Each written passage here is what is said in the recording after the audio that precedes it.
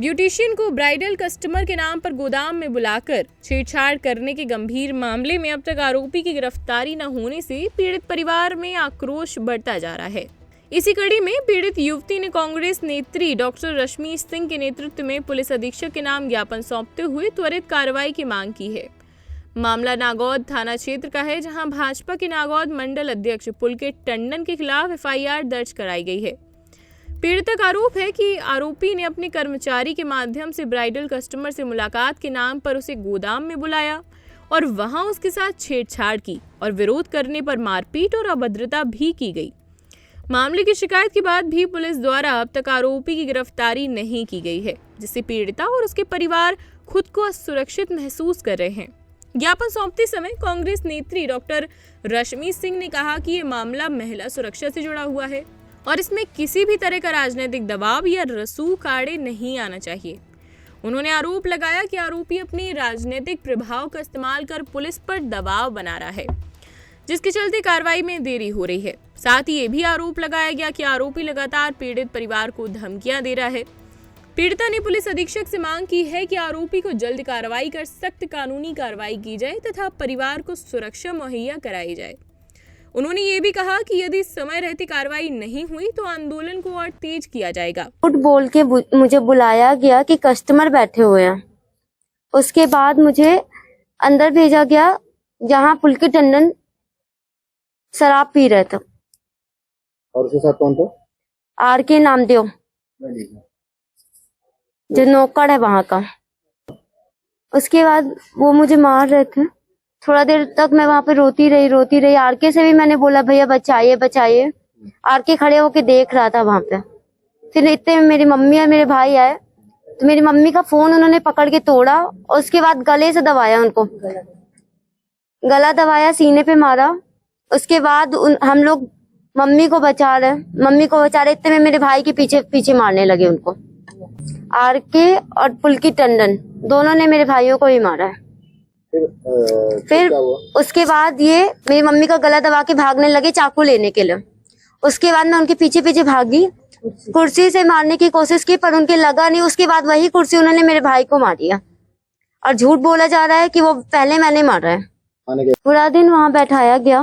पूरा दिन तो एफआईआर करने में निकल गया। हमारे तीनों फोन तोड़े गए। तीनों फोन अभी हम लोग तीनों फोन के बिना है। हमारे तीनों फोन तोड़े गए हैं और अभी तक हमारे पास नया फोन भी नहीं आया। एसपी ऑफिस सिर्फ इसीलिए कि हमको न्याय मिलना चाहिए। जेल हो, उसका पद हटे मेरे नजरों के सामने से। मंडल अध्यक्ष, वही मैंने आपको बताया ना कि बुला।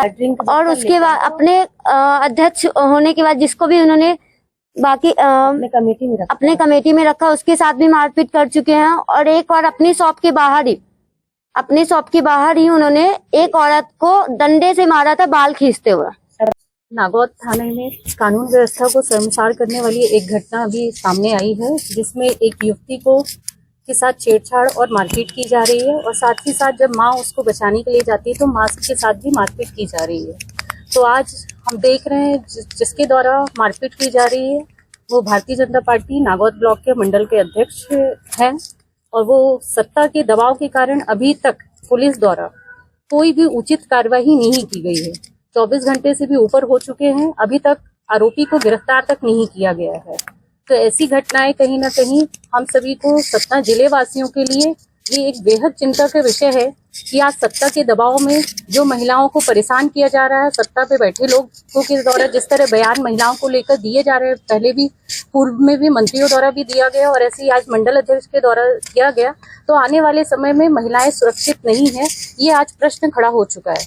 तो आज सीधे कहना चाहूंगी कि महिला सुरक्षा को लेकर कानून व्यवस्था और लोकतंत्र पर सीधा हमला किया गया है और यदि 3 घंटे के अंदर, अभी हम एसपी ऑफिस आए हुए, यदि 3 घंटे के अंदर गिरफ्तारी नहीं होती तो नागौद थाने का घेराव हम लोग पूरे कांग्रेस पार्टी के एक कार्यकर्ता महिला शक्ति के साथ खड़े होकर उसको न्याय दिलाने का काम करेंगे।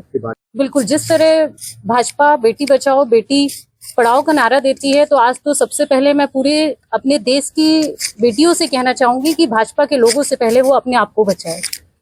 देखिए, जैसा मेरा द्वारा जो है कल भी बताया गया था, इसमें जो भी साक्ष्य आएंगे उसके अनुसार कार्रवाई की जाएगी। किसी भी प्रकार से इस बात के लिए नहीं है कि मतलब किसी के कहने से कुछ होता है।